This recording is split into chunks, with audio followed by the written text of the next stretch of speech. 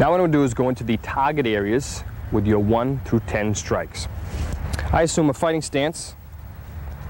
From here, angle number 1, which is a diagonal strike, I will strike to the temple,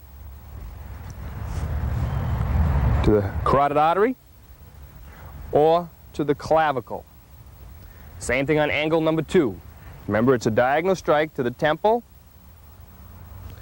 to the carotid artery, or down to the clavicle. I want to point out again, to remember you can use the corner of the stick to strike with on the first 4 angles, or you can use the flat edge of the stick.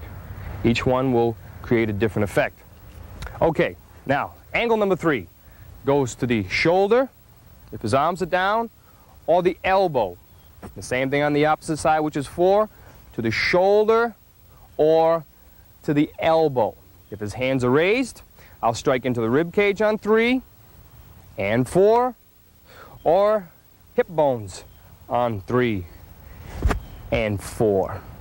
Okay, if his hands are up like they are now, also on angle 1, 2, 3, and 4, I can strike into the hands or into the elbows if his hands are raised in a fighting situation. Okay, then drop your hands. Number 5 is a thrust. Number 5, I can thrust into the groin. I can thrust into the bladder. I can thrust up into the solar plexus, or I can go all the way through to the throat, underneath the chin, and follow right through with number 5. Number 6 is a thrust. Number 6, I can go to the eye, I can go to the upper pectoral muscle, or I can go to the center, the heart. The same thing on the opposite side. Number 7, to the eye, to the upper pectoral muscle, or to the center, the heart. Number 8 is a backhand low. Puts his foot forward here. I'm going to strike to the outside of the leg, here, to the knee, or down to the ankle bone. If he switches feet, and I want to go to the inside part of the leg, again, to the knee, or to the ankle bone. Number 9, which is the forehand strike. I'll go to the inside first, to the knee, or down to the ankle bone. If he switches feet, I go to the outside part of the leg, again with a forehand, to the knee, or down to the ankle bone. On 8 and 9, on 10, overhead strike, I can go down to the crown of the skull, or come straight down to the clavicle again.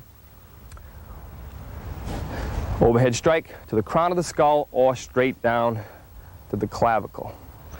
I want to make a point that the target areas will change depending on the type of weapon used and your height relation to your opponent. Example being his height, whether he's taller, whether he's shorter, whether you're kneeling, whether he's kneeling, target areas will change.